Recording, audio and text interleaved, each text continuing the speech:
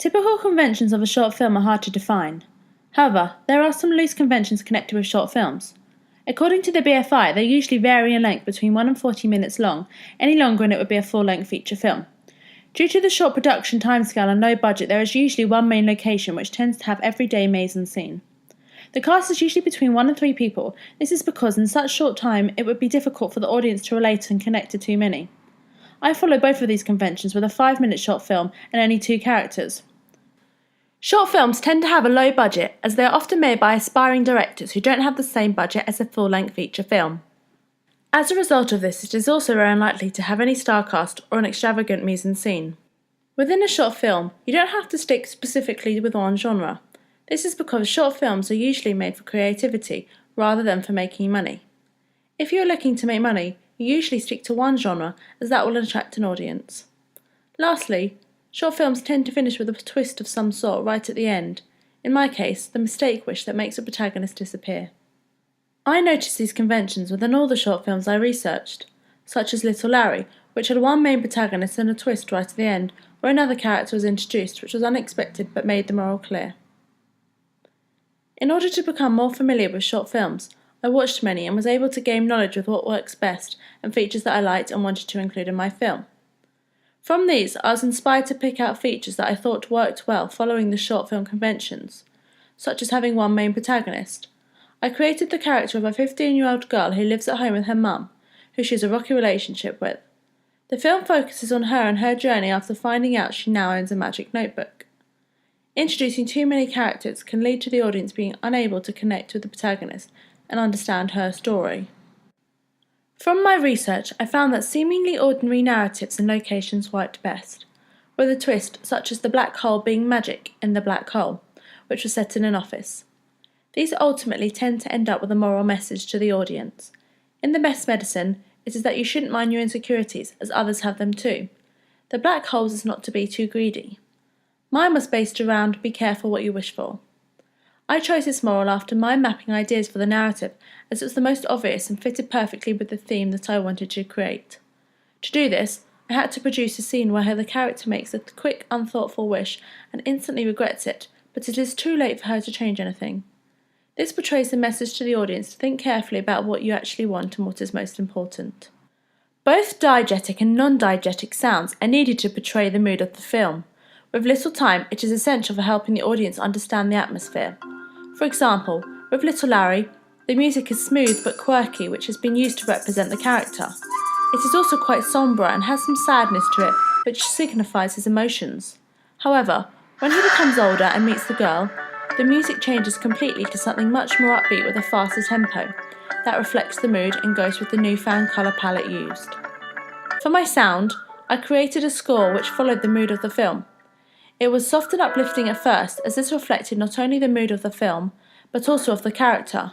When the atmosphere changed, so did the music. My narrative loosely follows Todorov's theory. However, I had subverted the formula slightly as I felt it would be uninteresting to wholly follow the 5 steps. I have stayed within the first 3 steps, as it starts with the protagonist living a normal life, but this is disrupted by finding a magic notebook. She then makes a mistake in her last wish, which is the most significant disruption of the equilibrium, although this is never repaired. As I then go on to a twist at the end, where the protagonist actually disappears and there is no fixing. This is because conventionally in short films, there is a twist at the end, and it is usually a little more abrupt. Short films can be a hybrid of genres, so for mine, I chose to create a fantasy drama. It mainly follows the drama conventions.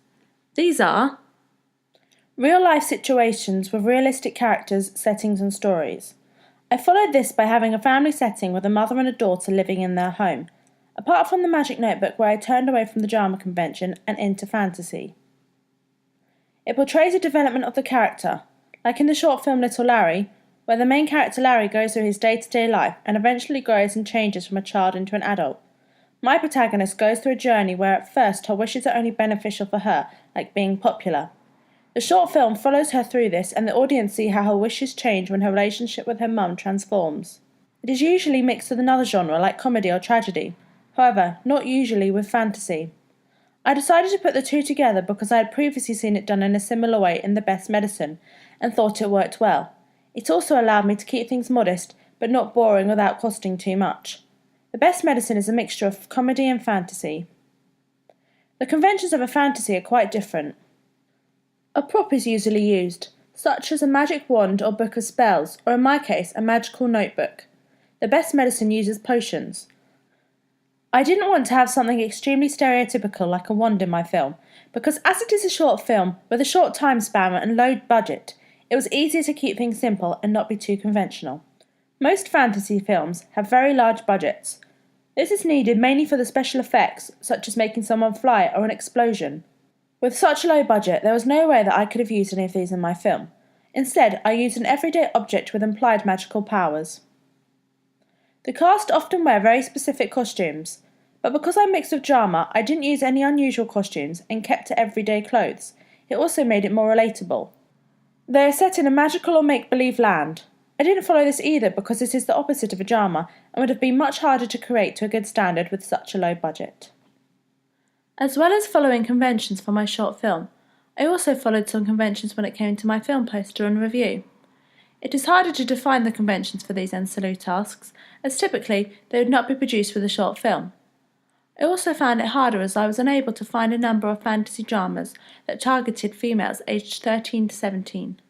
However, for my film poster, I took inspiration from dramas, fantasies, and other films aimed towards the same target audience.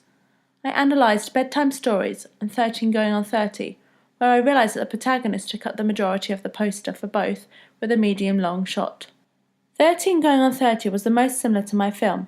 It didn't have much going on and kept minimalistic with typical girly colours such as purple and red. I took inspiration from this and conformed to many of these. I then followed the structure of a typical film poster with the title, tagline, billing block and quotes. My film review, however, followed the conventions of an Empire magazine film review much more closely. I constructed it after analysing several of their original reviews in detail. I stayed conventional when it came to the layout, like with the yellow background and captions surrounding the picture. Also, the language I used and the style I wrote in, a little humorous and colloquial, but also brutally honest. It was written and designed to fit in perfectly in an Empire film magazine, and therefore I did follow conventions extremely closely.